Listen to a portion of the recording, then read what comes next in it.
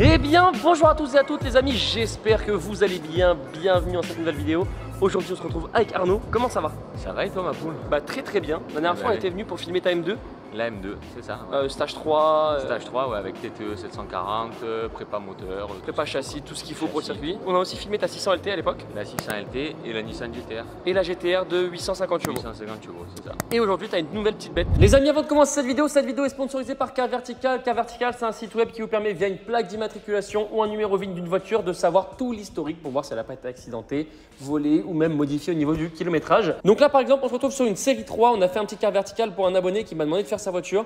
Et on y retrouve du coup tout l'historique de la voiture. Le véhicule n'a pas été volé, pas modifié au niveau du compteur kilométrique. Par contre, le véhicule a été endommagé et c'est là où ça devient très important parce que le vendeur il a dit que la voiture était en parfait état. Donc toujours faire un Car Vertical avant, mais regardez bien la suite. Donc sur Car Vertical, on y retrouve toutes les photos de la voiture. Donc le véhicule qui a été complètement désossé et endommagé. Et lui, il l'a récupéré dans un état parfait. Donc là, vraiment, on a tout l'historique de la voiture et toutes les photos. Sur Car Vertical, on y voit également que le véhicule n'a pas été volé, pas modifié au niveau du compteur kilométrique. Et là, bon, c'est assez bizarre parce qu'on a quand même une petite descente du compteur kilométrique. Ça, c'est pas normal. Donc ça veut dire qu'il y a peut-être une arnaque au niveau du compteur kilométrique également. Le véhicule, c'est un véhicule qui a été importé en France et le véhicule a été endommagé. On y retrouve du coup les estimations de dommages qui sont du coup inconnues. On voit que le véhicule a été démonté aux États-Unis en 2018. Sur Car Vertical également, on y retrouve toute la chronologie de la voiture. Donc il a été immatriculé en 2014 aux États-Unis, il est resté aux États-Unis et endommagé aux États-Unis jusqu'en 2018, puis a fini importé en 2021 en France. Donc les amis, si vous voulez faire un Car Vertical très important avant d'acheter une voiture, pensez à en faire un avec le code promo G3 Adrien juste au-dessus. Vous avez moins 20% et si vous voulez en bénéficier, ça se passe en première ligne de description les amis. Très important, faites toujours un Car Vertical avant d'acheter une voiture. Huracan Technica les gars, Huracan Technica pour rappel, c'est la dernière Huracan avant le passage en hybridation. Exactement, ouais, c'est ça, c'est le dernier V10 de chez Lamborghini pour le coup. Dernier V10 de chez Lamborghini qui est juste magnifique, à savoir donc pour rappeler un petit peu les specs, la voiture fait 640 chevaux, V10 atmosphérique et 500 et quelques newtons. 565 Nm. 565 Nm de couple. Donc ça change de la McLaren.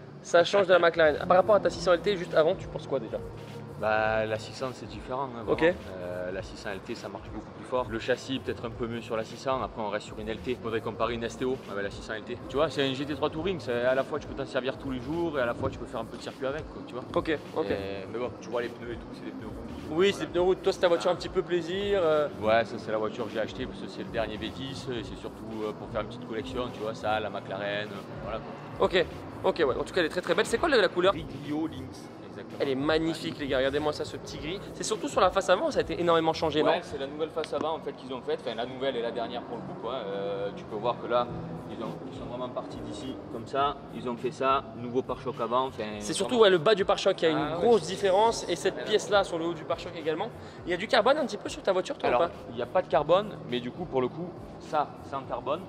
D'accord. Et la malle arrière en carbone. Et la malle arrière en carbone. Ouais, juste pas, ok, donc pas de carbone apparent. J'ai pas pris les options carbone parce que sinon le véhicule je l'aurais pas eu pour le coup déjà quoi. Tu l'aurais attendu très longtemps. Voilà. Là il faut savoir que c'est une des premières livrées en France parce que justement en fait on n'a pas pris de pack carbone, on n'a pas pris de jantes avec les mono-écrous tu sais. Ok oui bien sûr. Donc du coup ça nous a permis de l'avoir début juin quoi. Elle est magnifique. Niveau du freinage céramique forcément, ça se voit que c'est tout neuf avec le gros étrier de frein en rouge. Et ici on y retrouve le logo Lamborghini. Franchement c'est très joli. C'est haut comme voiture en plus, ça se voit que ça s'utilise vraiment quotidiennement facilement. Ouais franchement, regarde, tu passes partout vraiment. Et le lift en plus, alors que là c'est pas en lift hein, mais on peut la lever encore un petit peu les gars. Là tu vois tu as les grosses entrées d'air juste ici, pareil ici. Et à l'arrière pareil on y retrouve du coup les deux roues motrices arrière. Tu m'as expliqué que c'était roue directrice? Ouais c'est ça en fait, c'est une 642, donc c'est à dire qu'en fait c'est propulsion et roue directrice à l'arrière.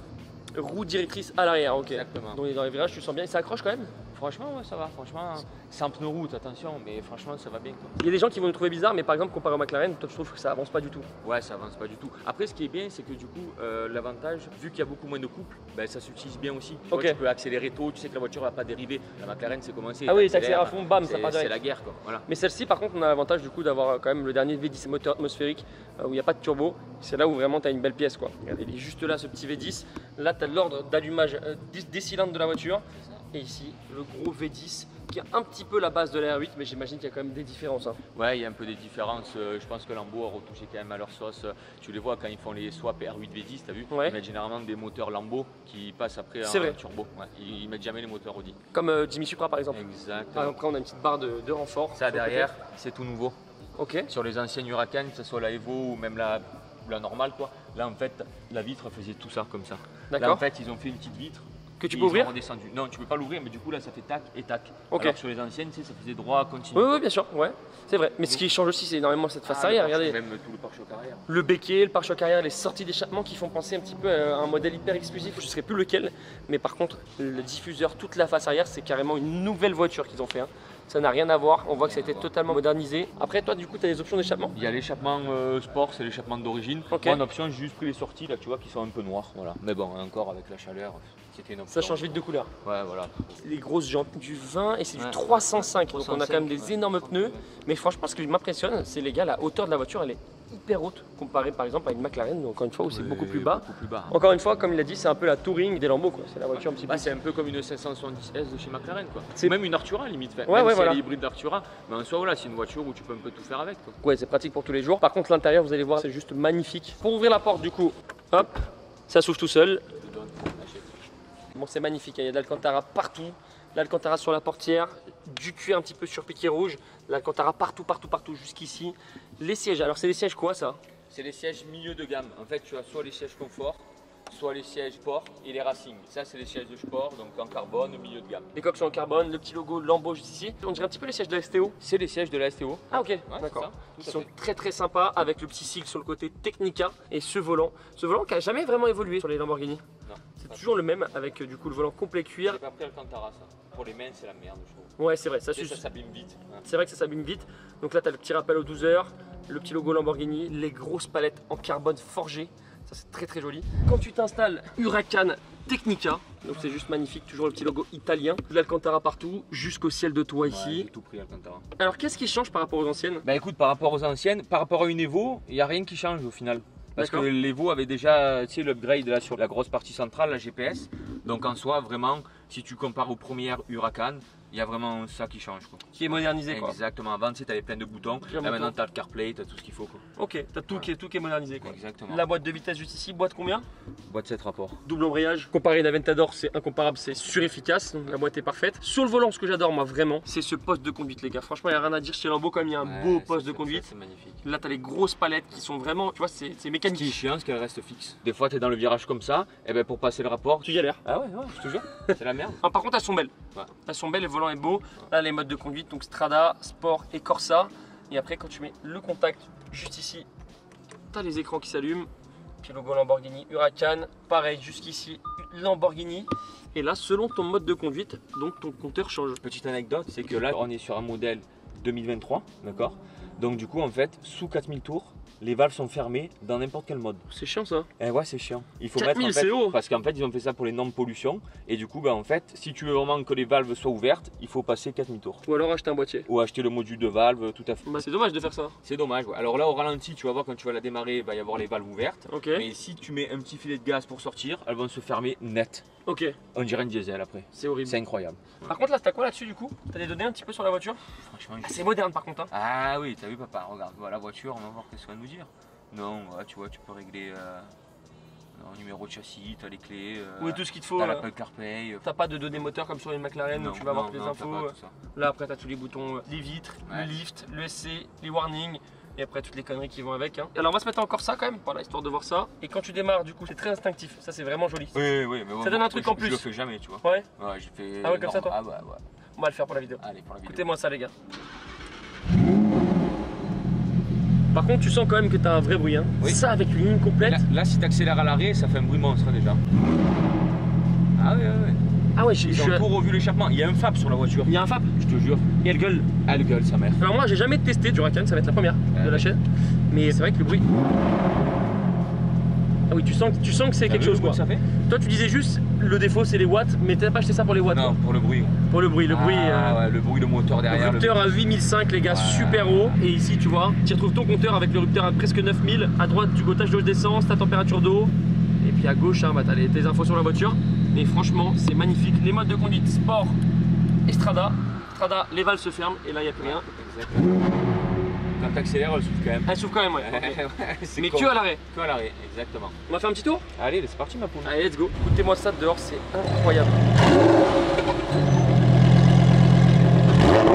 Ah ouais. Par contre les gars, niveau sonorité, il n'y a rien à dire, c'est tellement violent. Bon les gars, on est parti faire un petit tour à bord de la Technica. Alors pourquoi Technica? J'en sais rien. Je te jure, frérot. Huracan, Technica. J'en sais rien. Ouais, non, mais c'est vrai, on sait pas. Il faut le dire quand on ne sait pas. Non Ouais, c'est vrai, c'est vrai. On est très très bien dans les sièges. Malgré que ce soit les sièges sport. On est bien dedans. Ouais, on est bien. Les gens connaissent plus ça que les McLaren. McLaren, les gens ils comprennent pas quand tu veux Ça, faire tout le monde la regarde, c'est un truc de fou. Ouais. Ouais. Alors que la McLaren, il y avait des gens qui la regardaient, mais sans plus. Ah ouais. Non, mais je te jure, même la 992, personne ne la regarde. T'as vu quand je roule avec Ouais, et tout. parce que à savoir, il l'a pas dit, mais il a aussi une 992 carrière S. Propulsion aussi. Mais c'est pas pareil. Là, ça reste Lamborghini. Ouais. Ça reste le prestige de la voiture, Exactement. de la marque. C'est ça. Du coup, t'as quoi comme caisse maintenant? Parce que t'avais la M2. J'ai la M2, j'ai la 992, la Yaris GR, Ok. la 600 LT et celle-ci. Et celle-ci. Ouais. Et c'est laquelle t'as préférée dans celle-ci? La M2. La M2. Ouais, je te jure. Mais par exemple, comparé à ta McLaren, la M2 était plus efficace sur circuit? Non. Non, un peu moins efficace, mais la M2, c'est un peu plus galère. Là, la M2, franchement, c'est un kiff. C'est un kiff la M2 pour T'apprends l'été. vraiment à conduire pour toi avec. Ah ouais. La M2, c'est un truc de fou. Après, par contre, pour parler de celle-ci, les gars, qu'est-ce qu'il y a comme reproche que tu pourrais faire toi à cette voiture? Ah ben les valves, mais là, t'as vu? Je fais encore ça, c'est fermé, on n'entend rien. Ouais, c'est vrai. Mais regarde. C'est 3000. Là, ça s'ouvre un peu. Tu Ouais, vois. 3000. Oh, le bruit! Oh, le bruit! Les gars, le bruit! Ouais, c'est- Ça tire bien quand même, hein? Ça pèse combien? Une tonne 400, je pense. Une tonne 400. Ouais, une tonne 3, une tonne 4. Ouais, c'est pas très très lourd. C'est pas la puissance d'un turbo, c'est sûr. Mais franchement, il y a des watts. Il y a tout dans les tours. Il y a tout dans les tours, exactement. Par contre, c'est vrai qu'à 3-4 000, t'as rien. Si tu veux vraiment, par exemple, tirer avec quelqu'un, bon, c'est pas fait pour ça. Oui. Tu te mets au régime Ah direct. oui, il faut se mettre à 5000 minimum. 5000 et minimum. Ah, je suis à 4000 là, t'as vu? Ouais, ça c'est dommage. D'ailleurs, les gars, je compte sur vous pour mettre un petit pouce bleu. Pensez à vous abonner à la chaîne si c'est pas déjà fait. Arnaud, c'est les gens qui veulent te suivre. Arnaud de Vigne, à Voilà. Chic. Ce sont les gens, je pense, qui te connaissent maintenant. Ça fait 1000 vidéos qu'on fait ensemble. On est sur une petite route, les gars.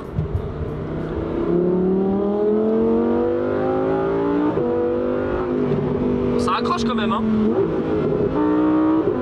Ouais, ça marche bien, ça marche bien. Oh là là là là. Ouais, c'est efficace quand même, hein. Oh là là. C'est les roues directrices, elles. Je vous jure, j'ai chaud. Oh. Oh là là là là. Oh. Oh. Puis ça se voit que t'as l'habitude de faire de la piste aussi.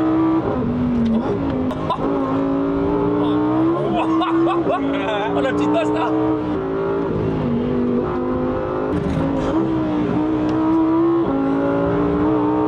Oh, ça remonte le cœur. Mais ça accroche grave quand même, hein. Ouais. C'est efficace, hein, parce que Oui. c'est d'une route, c'est efficace, hein. Les roues arrière directrices, ça y fait beaucoup l'air de rien. Ok. Ouais. Alors, c'est moins incisif que la 600 quand même. La 600, tu vois que tu joues moins avec le volant. Mais là, c'est vrai qu'il y avait des roues arrière directrices quand même. Et puis, les freins sont neufs et tout, donc ça Ouais. freine. Mais ça a pas bougé une seule fois derrière, si? Moi, je sens en fait que Ouais. les roues, hop, ça. Mais en fait, ça part un peu, mais vu qu'elle tourne derrière les roues, bah, ça te la ramène direct. Ok. Elle se met pas en travers. C'est pas l'ESP, c'est la correction grâce aux roues directrices. Ouais. Exactement. C'est ouf, les gars. Je suis choqué de l'efficacité de la voiture quand Ouais, même. t'as vu, ça va bien. Niveau aéro, il y a... bon là on roulait pas spécialement vite. Aéro, t'en as un peu derrière avec le béquet, mais en soi, c'est moindre sur ta voiture avec le béquet à l'arrière. Là, t'as beaucoup plus d'aéro que moi, par Ok. exemple. Tu vois. Elle est juste bien profilée la voiture, quoi. Elle prend bien l'air. Ouais, voilà, c'est ça. Ah, franchement, c'est dingue, les gars. bien fait. Je pensais pas que ça marchait aussi fort. Hein. Après, c'est impressionnant parce que ça fait beaucoup de bruit et ça tient la route et ça gueule en fait. Mais au final, le compteur, tu vois, je veux dire, c'est pas. Bon, on était peut-être à 80 quoi. Ouais, voilà, 83. Mais... Regardez-moi ça dehors, les gars. C'est tellement vénère.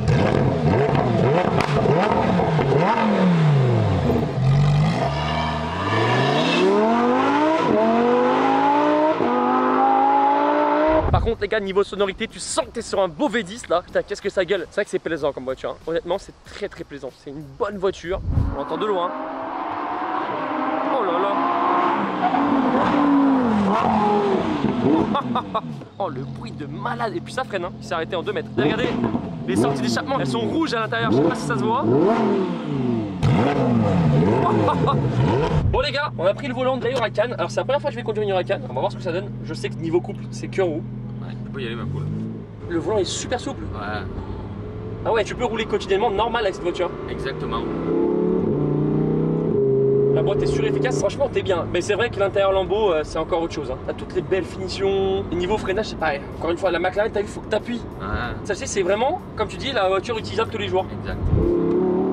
Là, t'as rien. Et là, ça vient. Putain, le freinage, il est incroyable. T'as suspension pilotée là-dessus? Situation pilotée, ouais. Il change en fonction des modes. Faut s'habituer au freinage. Toujours sur les supercars, faut t'habituer au freinage. Putain, le bruit, les gars, il est juste incroyable.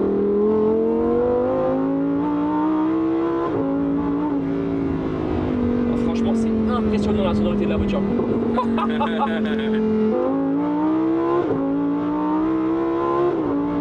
T'as vu, on dirait une mini voiture de course. Hein? Je pense que le but qu'ils ont voulu te donner à cette voiture au niveau de la sonorité, c'est d'avoir l'impression de rouler à 300. C'est ça. Alors qu'en vrai, tu roules pas à 300, tu roules tranquille, tu vois. C'est ça. Quand t'as l'habitude des caisses préparées, etc., c'est pas ce qui marche le plus. Parce que t'as un atmo, mais franchement, ça marche quand même bien. Ça suffit.